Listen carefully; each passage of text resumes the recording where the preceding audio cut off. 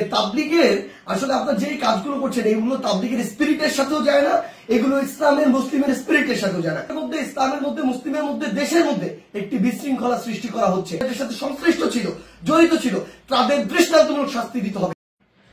গতকালকে হচ্ছে আমরা যখন আমাদের জায়গা থেকে জানতে পারি যে সাদপন্থীদের স্টুডেন্ট যে গ্রুপগুলো রয়েছে তারা সচেতন ছাত্র সমাজ বা এরকম একটি নাম দিয়ে আসলে আমাদের প্রধান উপদেষ্টার যে বাসভবন অর্থাৎ যমুনা এটি ঘেরাও করার কিংবা এর সামনে অবস্থান কর্মসূচি নেওয়ার একটি পরিকল্পনা করে, তখন আমরা আমাদের জায়গা থেকে তাদের মধ্যকার যে সমস্যাগুলো এই সমস্যাগুলো সমাধানের জন্য দুই গ্রুপে তাবলিগের অর্থাৎ সাদপন্থী গ্রুপ এবং জোবাইরপন্থী যে গ্রুপ এইগুলোর মধ্যে তাদের মধ্যে যে বিভিন্ন রকমের সমস্যা চলছে এগুলোর জন্য একটি যৌক্তিক উপায় সমাধান হয়, এটির জন্য আমরা প্রথমে গতকালকে রাত 12টার দিকে আমাদের জায়গা থেকে বিশ্ব অর্থাৎ আমাদের টঙ্গীর যে পশ্চিম সাইডে যে মসজিদটি রয়েছে ওই মসজিদের ওইখানে যাই যেখানে সাদপন্থীরা এখন অবস্থান করছে।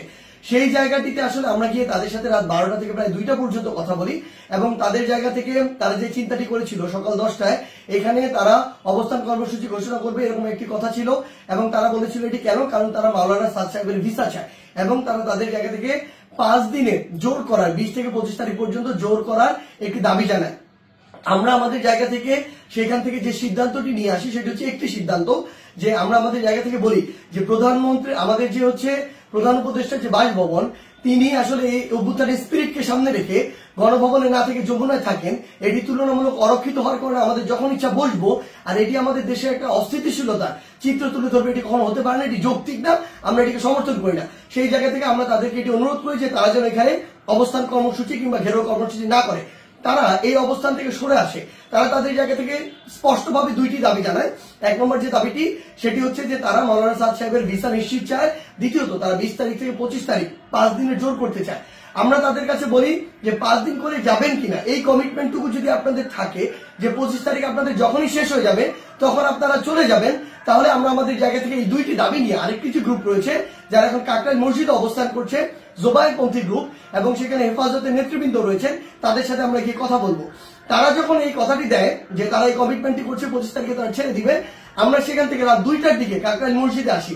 সেখানে আমাদের জোবাইরপন্থীদের যারা মাওলানা রয়েছেন, যারা সিনিয়র নেতৃবৃন্দ রয়েছেন তারা ছিলেন, হেফাজতের যারা সিনিয়র নেতৃবৃন্দ মাওলানা মাদুনুল হক সাহেব, মাওলানা মাহফুজুল হক সাহেব তারা ছিলেন, সকলে ছিলেন। আমরা যখন তাদের সাথে আলোচনা করছি রাত 2টা থেকে 3টা যখন ক্রস করে যাচ্ছে তখন এই আলোচনা চলাকালীন সময় আমাদের কাছে ফোন আসে যে সাদপন্থীদের যে গ্রুপটি রয়েছে সেখান থেকে তারা তাদের জায়গা থেকে ওই যে আরেকটি যে মাঠ রয়েছে যে মাঠটি হচ্ছে ইস্তেমার যে মাঠ, যে মাঠটি সেদিকে যাওয়ার জন্য তাদের 10, 15, 20 হাজার মানুষ আসলে ওই রকম একটি তাদের পরিকল্পনা কিংবা মুভ দেখা যাচ্ছে। আমরা সাথে সাথে সাদপন্থীদের যে মাওলানা আব্দুল্লাহ সহ আরো 2 জনকে ফোন দিয়ে বলি যে আপনাদের সাথে এটি কথা হয়েছে যে আপনারা 10টা এখানে বসবেন না এবং আপনাদের 2টা দাবি নিয়ে আমরা আমাদের জায়গা থেকে এখনই আরেকটা গ্রুপের সাথে কথা বলবো, কালকের মধ্যে অর্থাৎ আজকেই আপনাদের 2 গ্রুপের বসার ব্যবস্থা করব, মাওলানা সাদ সাহেবের ভিসা বা এই সংক্রান্ত আলোচনা সেখানে হবে। এই যে আমাদের 5 দিন যে আপনারা থাকতে চাচ্ছেন এই কমিটমেন্ট যদি আপনারা দেন সেটি নিয়েও সেখানে আলোচনা হবে। যখন আমরা জানতে পারি তাদের দিকে মুভ করছে আমরা তাদেরকে স্পষ্ট করে বলি আপনারা যদি সেদিকে মুভ করেন আমাদের আলোচনা চলাকালীন তাহলে আপনারা আমাদের আলোচনাকে অসম্মানিত করছেন এবং আমাদের প্রতি যে শ্রদ্ধাটুকু রাখা উচিত আপনাদের সেটুকু আপনারা রাখছেন না।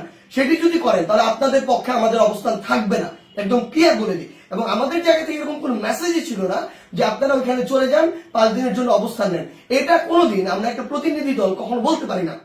এটা পুরো একটি সরকারের বিষয়, মন্ত্রণালয় বা উপদেষ্টাদের বিষয় এবং প্রশাসনের সামগ্রিক একটি ডিসিশন। ইভেন গাজীপুর মেট্রোপলিটন পুলিশের ডিসিশন দেওয়ার কেউ না।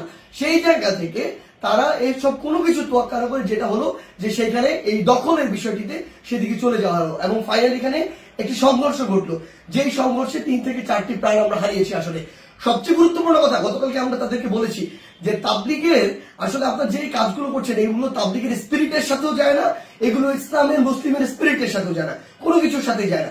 এখানে আপনাদের ব্যক্তিগত গোষ্ঠীগত কোন জিনিসের মানে বহিঃপ্রকাশ আপনারা এখানে ঘটাচ্ছেন, ক্ষোভের হোক দ্বন্দ্বের হোক এই বহিঃপ্রকাশগুলো ঘটাচ্ছেন।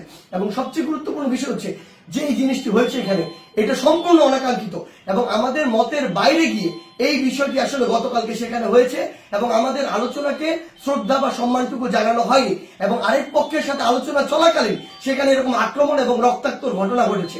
সেই জায়গা থেকে আমরা শুধু আমাদের জায়গা থেকে একটি জিনিসই বলি, আজকে এখন সাত গ্রুপ সেখানে অবস্থান নিয়েছেন।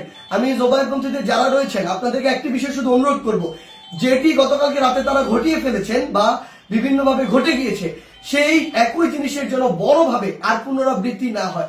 কাউকে না কাউকে আসলে এই পরিচয়টুকু দিতে হবে যে আপনি যে তাবলীগ দ্বীনের প্রচার ইসলামকে ধারণ করেন, এবং এটার জন্য আমাদের এই রক্তারক্তিটি এড়াতে হবে। আমরা যেন এই মনে না করি যে এখানে জীবন দিয়ে দিব আর শহীদ হয়ে আমি জান্নাতে চলে যাব।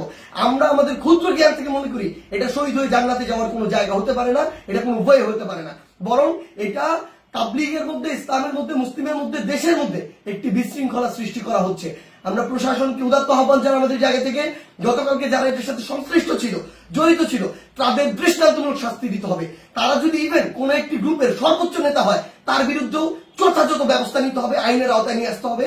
আদারওয়াইজ এই জিনিসটিকে যেভাবে চিত্রায়িত করা হচ্ছে সেটি কোনোদিন তাবলীগ হোক, মুসলিম হোক, ইসলাম হোক, কোনো কিছুর স্পিরিটের সাথে যায় না এবং এটি হতে পারে না।